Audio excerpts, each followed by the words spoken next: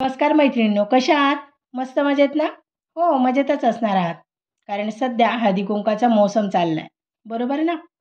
चला तर मग आज आपण हळदी-कुंकू याविषयी थोडी माहिती पाहूया. आपल्या सर्वांचा आपुलकीचा आणि आवडीचा विषय म्हणजे काय? वाण काय द्यायचे? बरोबर ना?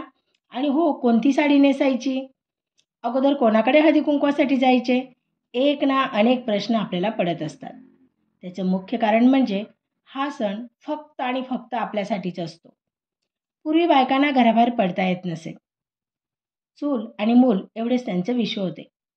मग मकर संक्रांत आली म्हणजे त्यांच्या आनंदाला उधाण यायचे. कारण मैत्रिणीकडे, नातेवाईकांकडे जाणे व्हायचे, गप्पा गोष्टी व्हायच्या, दोन आपुलकीचे शब्द बोलले जायचे, विचारले जायचे.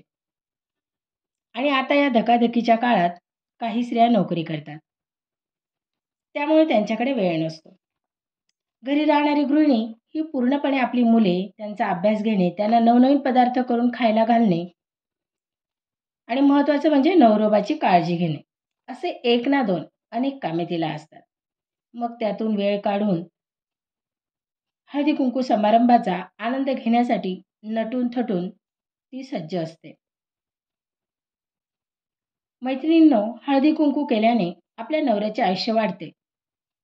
त्याचप्रमाणे आपल्याकडे येणाऱ्या सवाष्ण स्त्रीला जेव्हा आपण हळद कुंकू लावतो तेव्हा तिच्यात असणाऱ्या दुर्गेची पूजा करतो.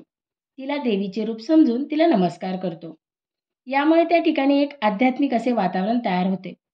कारण सर्व मैत्रिणी खूप खुश असतात, एकमेकींची थट्टा मस्करी करतात, आपला दिवस अगदी मजेत घालवतात. कुंकू हे लाल रंगाचे असते. लाल रंग हा देवीला आकर्षित करण्याचे कार्य करतो. लाल कुंकवाखाली पिवळी हळद, यामुळे स्त्रीचा चेहरा अगदी खुलून दिसतो. मैत्रिणींनो, आजही आदिवासी भागात नव्या नवरीच्या कपाळी रक्ताचा टिळा लावला जातो. नववधू जेव्हा सासरच्या घरात प्रवेश करते तेव्हा ती कुंकवाच्या पावलांनी येते. आपल्या भारत देशात मातृसत्ताक पद्धती होती. त्या काळात लाल रंगाला विशेष महत्त्व होते.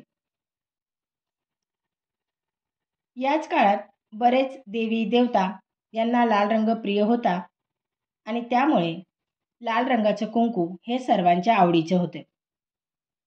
आपले बळाचे दैवत हनुमंत यांना सुद्धा लाल रंग खूप आवडतो. आपण रामाचे लाडके व्हावे म्हणून त्यांनी संपूर्ण अंगाला शेंदूर लावला. खरे तर तो शब्द सिंदूर होता, म्हणजेच कुंकू, पण त्याचे अपभ्रंश होऊन शेंदूर असा झाला. 3ऱ्या व 4थ्या शतकात कुंकवाचा उल्लेख आढळतो. तो रघुवंशात, अमर शतकात, भर्तृहरीच्या शृंगार शतकात. मैत्रिणींनो, कुंकवाचा टिळा लावणे याला खूप महत्त्व आहे. 7 आसरा म्हणजे मातृका यांनाही कुंकू प्रिय आहे. राजा जेव्हा युद्धाला जात असे तेव्हा राणी त्याचा कुंकुम तिलक लावून औक्षण करत असे. आपणही आपल्या सैनिकांचे कुंकुम लावून औक्षण करतो. लहान मोठे कोणाचाही वाढदिवस असेल, त्या व्यक्तीला, त्या बालकाला आपण कुंकू लावून औक्षण करतो. थोडक्यात काय, कोणत्याही शुभ कार्यात कुंकवाला खूप महत्त्व आहे. अहो, एवढंच कशाला, लग्नामध्ये सुद्धा नवरीची आई, नवरदेवाची आई, नवरीचे, नवरदेवाचे इतर नातेवाईक यांचं कपाळ कुंकवाने भरलं जातं. त्याला मळवट भरणे असं म्हणतात. मकर संक्रांत ते रथसप्तमी या दिवसात हळदी कुंकू समारंभ साजरे केले जातात. मकर संक्रांतीच्या दिवशी चंद्रनाडी कार्यरत असल्याने सूर्याच्या उत्तरायणामध्ये ब्रह्मांडात रजसत्वात्मक लहरींचे प्रमाण अधिक असते. अशा काळामध्ये हळदी कुंकू लावणे हे स्त्रियांच्या दृष्टीने लाभदायक असते. ब्रह्मांडातील सुप्त आदिशक्तींना जागृत होण्यासाठी आवाहन करतो.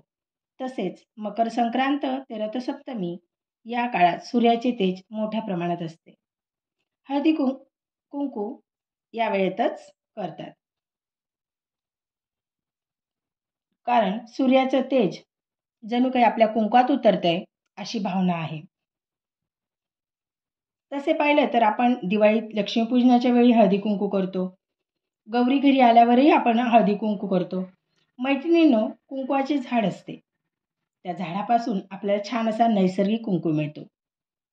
त्याचप्रमाणे हळद त्यात चुना टाकून किंवा लिंबू टाकूनही कुंकू केले जाते. काही वेळेस रासायनिक द्रव्ये टाकूनही कुंकू तयार करतात. तर असा हा आपल्या जिव्हाळ्याचा कुंकू पूर्वी भांगातही भरत. काही स्त्रिया आडवा कुंकू लावतात, तर काही उभा लावतात, तर काही अर्ध कपाळ भरून कुंकू लावतात. तर काही 1 रुपयाच्या नाण्या एवढा कुंकवाचा टिळा कपाळी लावतात. तर काही चंद्रकोरीसारखा कुंकुम लावतात. आता मात्र या कुंकवाची जागा टिकलीने घेतली आहे. तर मैत्रिणींनो, तुम्ही कुंकू लावता की टिकली? नक्की कळवा. सूर्याच्या तेजाप्रमाणे आपलं कुंकूही असंच चमकत राहो. धन्यवाद.